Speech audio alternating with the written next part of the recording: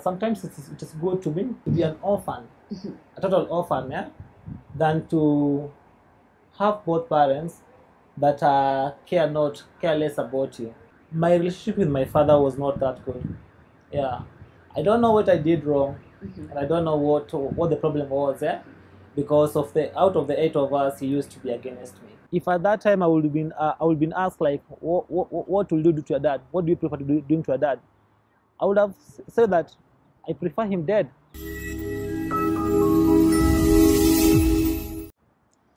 At the age of 10 years, he was dropped at the orphanage, not because he was an orphan, but because of the situation back at home. Today, I'm getting a story from Kennedy Otieno. Kennedy, kindly introduce yourself. Well, my name is Kennedy Otieno, as you have mentioned. I'm a child rights activist, a social activist, and a man with a very big heart for humanity. Kennedy, Yes. how did all this come up? How did you end up in the orphanage? Let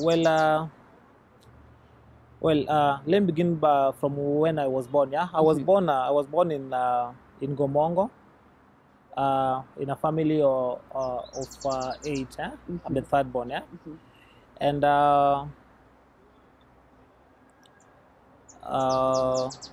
my dad struggled so hard to raise all of us, to educate all of us. Yeah, and it was not easy for him. Yeah, so things just happened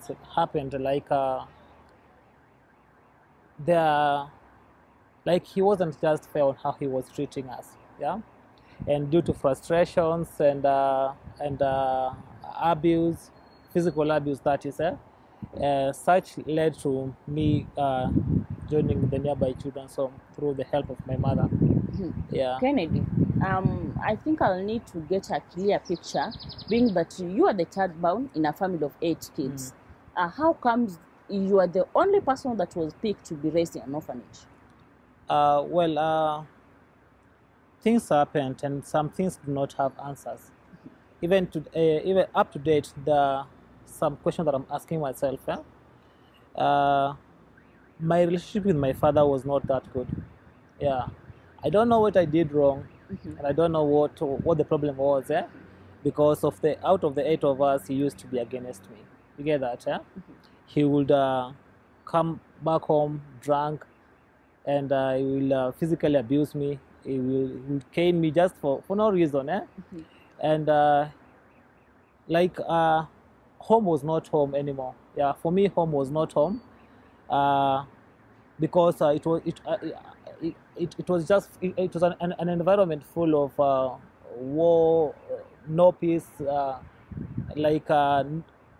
Even you won't. I wasn't able to to express myself, talk to him like a father, like a son, dad, have a talk and all that. My dad, up to right now, I'm only having questions in my heart, like what was the problem? Because as far as I'm concerned, I'm his biological son, and I'm a third born, so I don't know what was the problem. Yeah, he was just fair and hard on me. Yeah. During his brutality, he never mentioned anything to catch your eye or your ears? No, he never did that. Yeah, only that he didn't know how to discipline a child. Yeah, and he didn't know how to correct a child. Yeah, and at some point he will punish you without even telling you why he's punishing you. Yeah, and at some point at some point, he has raised a panga, raised a panga to my sisters and to myself. You get that, yeah? And I tend to think that all this was because of his frustrations. Yeah, being a father of 8, coming from a very humble background, having no good source of income. And all those frustrations that he was experiencing at work or wherever he was hustling, he will bring them back home to us, especially to me. Yeah, so we will help him carry those frustrations. Yeah. So I developed hatred towards him because of the 8 of us. Out of the 8 of us, I mean, he was against me the most. Yeah, so I developed hatred towards him, and I didn't like him at all, and I wasn't comfortable living with him. Yeah, yeah. You know, one thing I tell people is that sometimes it is good to be let me say it as it is, yeah, to be an orphan, a total orphan, yeah, than to have both parents that care less about you. You get that, yeah? Having a dad, and this dad is not is not giving me like the environment that a father should give their children. Uh, I think it was the worst experience to ever gone through when I was growing up. Yeah, yeah. Kende, I would like you to give me at what extent did it reach that got your mother to drop you at the orphanage? Dad, at some point, Dad said that he would kill me. You get that, eh? You know, caning me to an extent that never kuua wewe, never kuua. So you see, my mom got concerned that at some point, maybe someday, my husband will kill my son. Yeah, so she had to let me go. Just let me go, yeah. So then is when she decided to let me go. She took me to a children's home, and yeah, at least I experienced a different kind of life the other side. At what age were you taken to the orphanage? That is in 2005. I was I was like 9 years, 10 years there, yeah. But what I can remember very well is that I was in class 5 in 205. Yes, because I was taken there after Dad proved to be like to be, how do I call it, like to be an enemy, to be my enemy. You get it, eh? He proved that by how he was caning me without no reason, how he would buy things for others and not for me, and how he used to say that wewe ndakuua. So I think my mom just made that choice, eh? And for me, I think that that was the wise decision that my mom made, because she saved me. Yeah, being alive today and having my dad alive also, like it's a joy, yeah, that at least I've lived to prove that regardless, you are still able to come out of any situation successfully. Yes, so I came out of this situation, and I came it through another struggle. Yeah, it was not even easy the other side of it, other side, that is in the children's home, but through perseverance, through determination, and God's grace, we are out of it. Yes. Nataka utueleze vizuri. You know, it is not easy being that you've been raised with a family, your sibling together up to the age of probably 10 years, and then here comes you're being told that you're being located from your home to an orphanage. How was it? Wewe mwenyewe ulikuwa sawa nayo ama kuna? Well, the late George, that is my dad, Dr. Dad, was a friend to my younger brother. Yeah, that George, the founder of that organization, that children's home, was a friend to my younger brother, and the process was done through local arrangement. You get it, eh? But for me, I was so much happy. I was happy to be taken by George. I was so happy that I was leaving everyone behind and just go. Yeah, because you know sometimes a peace of mind is important than a family. You get that, eh? Sometimes all we need is just a place where you can lay your head and you sleep. At least you relax, eh? Because a children's home cannot be compared by a home surrounded by great multitude of violence. You get it? Yeah. So a children's home was the best option, and it saved me. Yeah, it was the best place. You've talked about undergoing several challenges while there. What exactly happened? At the children's home, that children's home was not a very stable one. You get it? It was a Korogocho-based children's home, Tumaini, Hope for Children, yeah? And there were challenges like lack of food, clothing. Yeah, we were so many, and the food that sometimes was being provided wasn't enough for all of us. Yeah, but I chose to stay. I chose to go to bed without having eaten anything, but at least at peace. You get that, yeah. So we equally struggled at the children's home because this organization did not have uh, uh, uh, an income generating activity to depend on. Yeah, we were depending on well wishers. And now well wishers are not always there. Yeah, when they come today, maybe they'll come again after some time. You get that, yeah. And so this exposed us to struggling hunger, lack of clothes. I also school. I was never after finishing my class 8, that is my primary level. Yeah, the home was not able to take me to high school, so it came through the grace of someone else, a third party. Yeah, so that's how it is. But depending on that children's home, I couldn't acquire the little education that I managed. Kennedy, when your mother settled on taking you to the orphanage, what was the reaction of your dad? I sneaked. My mom sneaked me to the children's home. Yeah, so I don't know how they solved the thing, because when I heard the news that my mom had proposed that I should go to the children's home, I did not wait to be taken, as in to be taken there. I just collected a few things that I could collect and I left. Yeah, because it was a good news. Yeah. Being that this is something that at least you have an experience with it, kindly give us, just brief us, especially for parents, what goes through the mind of a younger child who is being abused by the biological parent. How did you feel, especially when your father could tell you that I'll kill you? We've been watching from TV, yeah, that a son has killed parents. You get that? It is happening, yeah. It is happening because of how some parents tend to treat their children. Because as for me, if at that time I would have been asked like, what will you do to your dad? What do you prefer to doing to your dad?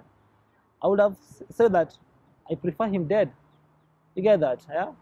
Yeah. So I think it is the responsibility of parents to create havens for their children at home, because if they don't do that, these kids may end up turning against them. You get it? Yeah. So how you treat your children matters a lot. Children matters a lot. Yeah. Yeah, because sometimes you will lack peace depending on how you raise your children. Definitely. Yes. So during that situation, what used to go through your mind? My dad was my worst enemy, my biggest enemy. In fact, I never wanted to see him, and I was never happy about him. Even in high school, I struggled being called his name, Omondi, the third name. I wasn't comfortable for that. Even when I got my first job, I wasn't comfortable being called by his name. I hated him with a lot of passion. Yeah, yeah, and I struggled so hard to forgive him. I really struggled. It took a lot. I took the hands of a lot counseling and the involvement of a lot of people for me to just let my dad be. Yes. How long did it take you to let it go? Over 10 years. Over 10 years. Yeah. Since I forgave my dad is less than 10 years ago. Yeah. During that process of forgiveness, did you guys try to understand why he had to hate you at that passion? No. Well, there is something called knowing God, being born again. Yeah? And at the children's home, we were preached to, we were told the Christian virtues. We were taught forgiveness. You get that? And sometimes we forgive unconditionally. I don't want to know whether he was wrong or I was wrong. I don't want to know why he was doing all that to me. I had like all that I wanted is just to forgive him, because unforgiveness is like cancer. If I don't forgive and I'm holding it, it will end up killing me. So I wanted to be free, and so I had to forgive him unconditionally. Yeah, so I went home after finishing my form 4. I went home through the help of my late dad George, may he rest in peace. And I went home and I met my parents, and I was like, Dad, hi, mko poa? And we shared a moment, and that evening I was like, Dad, I am sincerely sorry. Please forgive me. Instead of waiting for him to forgive, as in to ask forgiveness, I did that. I swallowed my pride and I asked him for forgiveness. All this time, there is no single day that he took his time to look for you. There was no contact. Ever since I joined that children's home, nobody visited me from my family, not even one person. But I thank God because I had found a new family. Reason being? I don't know. You know, families are very complicated, my dear. Families are very complicated. And like for the family I come from, people are not that, like if you may ask me, do you know any of your cousins? I don't know. You get that? That is the kind of life that we were raised. Yeah, I don't know any relative. I only know of my siblings and my parents. Yeah, so they never visited me. But I thank God because at the children's home I was able to get a new family. So those were my colleagues at the children's home, and our leaders, our mentors, our well-wishers. Those were my family at that time. Yes. What of your mom? She never came to visit me. Yeah, but I think it was for the sake of peace. Yeah, if at all I was the one causing the violence at home, so yeah, domestic violence. So eliminating me, like taking me away, like also saved her marriage. Yeah, because at some point my dad will be mad at me and my mama Kinsaidia, then my dad turns against her, and so she will also receive a portion of physical abuse. Definitely. Yeah. Kennedy, I want you to give us a picture. What is the difference between being raised with your parents and being raised in an orphanage? Being that you've tasted both lives. Well, there is one thing that I tell myself, that regardless the extent of poverty at home, yeah, I'll always hug my kids and tell them that I love you, because hugging them and telling them that I love you is much more better than presenting them a plate of food. You get that? That surety that my dad loves me, he cares for me, yeah. Because without that, then a children's home is much better. Because at a children's home, someone will come from their home from across the sea. They'll come and embrace you and hug you and tell you that we are here for you and we love you.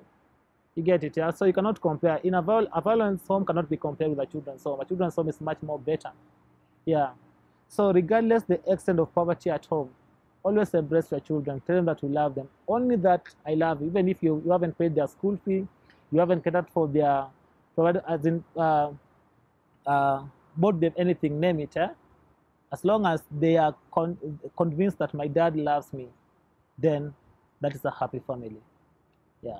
Now, Kennedy, I would like you to tell us, how did you start this organization of supporting the orphans? What triggered that? At the children's home, the late George used to speak to us, used to motivate us, to mentor us, counsel us. Eh? And at a point came when I got convicted that I'm not the only one who has undergone this situation. People have gone through it before me, and people will go through it at some point. Some people, that is, if nothing is done today. Mm-hmm. And so I was like, no, I got convicted, and I was like, no, I want to be the change. Yeah? I want to be there just to hug the kids that are missing that hug back at home, because I know there are many. through hands of help, we're able to get so many kids that don't even want to be treated with their fathers, their parents. Yeah. So my case is not a unique one. Yeah. So with that conviction, I had to go. I began by buying pencils, 2 pencils, 3 pencils. Then I'll go to that slum and at least give one child. Yeah. Hug them and give them that pencil. Tell them that no, we love you and you are so special. Only that. And through that, we've been able to impact over 78 lives. Yeah. The worst case that you've dealt with? In this era, a girl child using a piece of paper during her menstrual cycle. Yeah, and it is not that her dad or mom is not able to afford sanitary towel. No, it is because the dad, the mom, the dad don't want to associate with her. You get it? Yeah, mama alipolewa alikuja na mtoto. No, the dad is not. It is now a bigger issue. It's a bigger issue, yeah. So the girl and lack the care of the father because of that. Yeah. So that is one of the worst cases I've ever come across. Yeah. How do you differentiate between those people who really need that help and those one wenye unajua hapa hii ni Kenya, kuna wale tu watu wanataka tu kusaidiwa, even if they have it, they still need it. So how do you differentiate between those people? Well, it is not easy. It is not easy because at some point someone will come to you, shed tears, crying, I need ABCD, I need ABCD, yeah? And then they will cry, but deep within they're lying, yeah? They're able to afford that which they're asking for. Yeah, so we began identifying this family one by one. How? By going back, going home, as in going, if this is a situation, yeah, you want to solve this problem, this child has this need, you go, you trace him back home, you get to know the kind of family he come from, and then you interview the guardian or the parents, and then you do your findings. Yeah, if they genuinely need this this help or not. Yeah, though it is not easy. Yeah. Kennedy, I would like you, we are about to wrap up, and I would like you to give an advice to, especially to families and most importantly parents who are not like being close to their kids. What kind of an advice can you give them? And for the victims of this issue, what can you tell them? Well, I want to begin by parents. Yeah. If you want a conducive environment, if you want to, as in to be proud of your children, if you want your children to be proud of you, to mention your name wherever they go, yeah, please give them a haven at home. Please be there for them. Just show them love. Yeah, show them love. Just let them understand that you care and you love them. And for children that have gone through assault, abuse, yeah, physical abuse, or any other form of abuse, yeah, I want to tell them that you don't just let it, you don't just you don't revenge. You get it, yeah? Sometimes it is good just to let it go, because if you are determined on making it in life, you can still make it despite of what you underwent when you were growing up. Despite of the kind of treatment that you have been exposed to, yeah, you are still able to make it and become very big in life. Yeah, so it doesn't depend on the family you come from, on how you are raised, and the privileges that you were exposed to. Yeah, you can still make it with the right attitude, determination, and all that. Know that you're not alone, because people are going through issues, yeah? And some of them, just like myself, have come out successfully. So anybody else can do that. Yes. Yeah, thanks so much, Kennedy, and thanks for creating time for us. Karibu sana. Thank you so much. It has been a very sensitive issue to discuss on, and I believe for those one who will be watching, you will at least pick something from it, especially if you're a parent. Make sure you are closer to your kid. Make sure you understand your children, and make sure you play the role of a parent. Until next time, As always, I'm your host, Jailin Sumba. See you. Bye bye.